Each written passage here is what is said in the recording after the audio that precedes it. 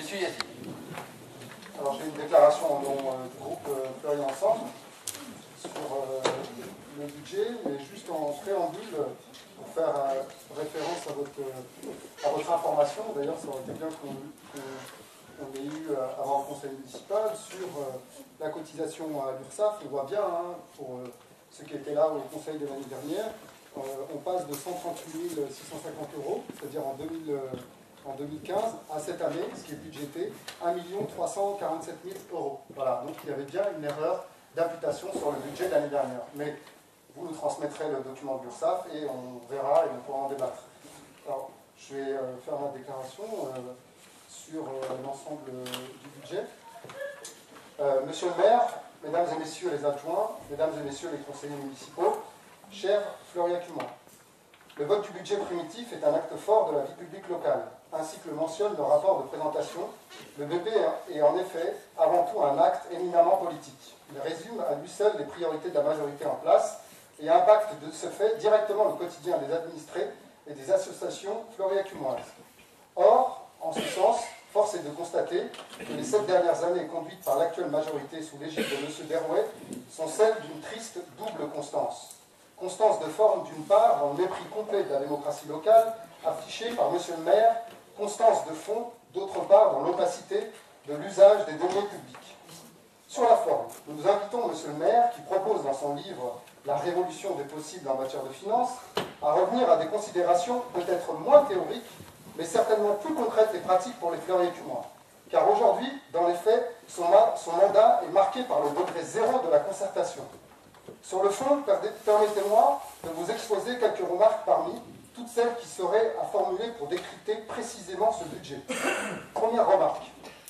En un an seulement, M. le maire a triplé l'endettement de notre ville, dont le niveau est passé à 7 369 397 €, lequel nécessite, pour cette seule année 2016, une immobilisation de 765 000 €, plus de 100 € par habitant, pour le remboursement du capital, soit un montant équivalent à 15% des dépenses d'investissement d'équipement. Le rapport de présentation passe entièrement sous silence les 5,5 millions € d'emprunts soulevés en 2015 par l'actuelle majorité et les motifs sous-tendant à cet engagement. Cette question est pourtant centrale dans un prétendu débat d'orientation budgétaire. Nous y reviendrons. L'endettement par habitant atteint donc désormais 1 230 € par habitant, une somme 32% supérieure au ratio moyen observé par le rapport de la DGCL, issu du ministère de l'Intérieur pour les communes de strates équivalentes. Ce prêt colossal engage la ville sur plusieurs années et grève nos capacités budgétaires dans un contexte déjà fortement contraint. Oui, il nous faut à présent respecter nos engagements et rembourser l'emprunt contracté, mais comment dès lors expliquer le sacrifice des budgets sociaux? Baisse de la dotation du CCAS de 117 000 € à 85 000 €, soit une baisse de 32 000 €. Et aux associatifs, baisse des subventions aux associations de 272 688 € à 245 620 €, soit une baisse de 27 000 €.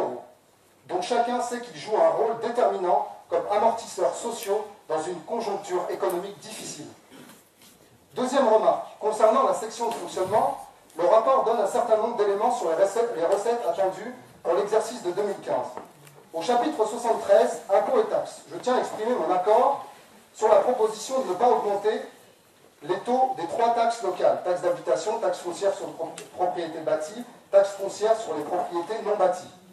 Le contexte social et la situation de crise économique que traverse actuellement le pays, du fait des politiques d'austérité menées successivement par les gouvernements de gauche comme de droite depuis des années et aujourd'hui par la majorité locale, touche aujourd'hui de nombreux habitants. Il est tout à fait raisonnable de préserver autant que possible nos concitoyens d'une pression fiscale trop forte, au moins pour ce qui concerne la part communale de ces taxes. Les taux d'imposition directe faisant l'objet d'une délibération à part entière, je voterai donc en faveur de ce maintien des taux à leur niveau actuel. Au chapitre 74, dotation et participation, je tiens à exprimer mon indignation la plus vive au regard des décisions gouvernementales qui consistent à organiser une baisse programmée des concours de l'État aux collectivités territoriales, notamment la principale dotation qui est la DGF, ou dotation globale de fonctionnement. Néanmoins, cette conjoncture nationale ne saurait à elle seule justifier les errances budgétaires de la majorité locale. Le groupe Fleury Ensemble n'a en effet cessé de dénoncer non seulement l'absence d'association des habitants et des élus dans l'élaboration de ce budget, mais également l'inapplication des nouvelles règles issues de la loi de 2015-991 du 7 août 2015, dite loi NOTRe, dont les modalités ont été précisées par la circulaire du 30 novembre 2015, à savoir un débat autour des orientations budgétaires 2 mois avant le vote du budget primitif. Or, à l'issue du débat d'orientation budgétaire, lors du conseil municipal du 19 février 2016, la délibération devant acter le débat d'orientation budgétaire n'a pas été votée par les élus. En notre qualité de conseillers municipaux de Fleury-Mérogis, nous avons tenu à attirer l'attention du préfet de l'Essonne sur cette délibération du conseil qui apparaît comme une non-conformité importante au regard de plusieurs dispositions du Code général des collectivités territoriales. Le respect de ces dispositions nous semble absolument nécessaire pour garantir les droits de l'opposition et, partant de là, la démocratie locale. En effet, le vote par la formulation du désaccord garantit aux élus de la minorité la possibilité de marquer leur désapprobation sur les choix des orientations budgétaires menées par la majorité municipale, conformément à l'article L 2121-20, alinéa 2 et 3 du CGCT, mais également d'informer les administrés de l'usage de leurs contributions. Les ambitions de M. Derouet pour sa ville en matière de finances semblent donc se limiter à quelques lignes dans un livre sans aucune application concrète pour les Fleury-Acumois et leurs représentants. Sur le fond, si le budget primitif est marqué par des déséquilibres structurels auxquels la majorité municipale ne semble porter que peu d'attention, nous souhaiterions revenir sur le projet des Joncs Marins, lequel figure, dixit le rapport de présentation, parmi les priorités de la municipalité. En effet, la gestion de ce dossier est symptomatique de l'opacité dans l'usage des deniers publics par la majorité en place. Aussi, il est éclairant que cette priorité qui représente effectivement une charge importante pour les contribuables, pour la seule année 2016 sont prévus des travaux de viabilisation à hauteur de 1 731 079 €, soit environ 31% des dépenses d'équipement, ne représente qu'une ligne, une seule, laconique de surcroît dans le rapport de présentation.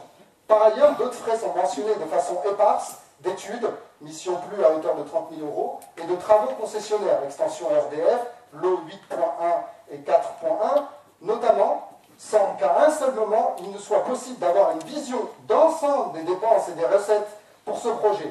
En effet, le groupe Fleury Ensemble a à plusieurs reprises interpellé M. le maire pour que soient regroupées toutes les imputations budgétaires de dépenses, études, acquisitions foncières, travaux, aménagements, équipements, relevés topographiques et des recettes, charges foncières et subventions à l'équilibre de l'opération, relatives à ce projet au sein d'un budget annexe. Solution certes non révolutionnaire, mais simple, pratique et économique qui a l'avantage d'offrir aux contribuables une évaluation du coût réel de ce projet pour la collectivité.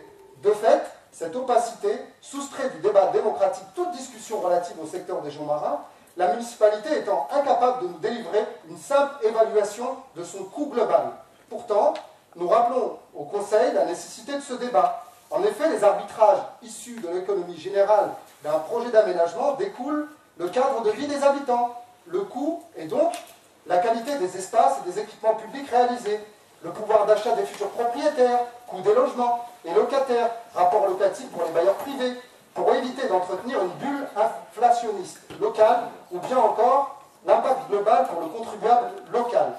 Mais plus encore, ce sont les coûts de cession globaux du foncier municipal, soit la gestion domaniale locale de M. le maire, qui est impossible de contrôler.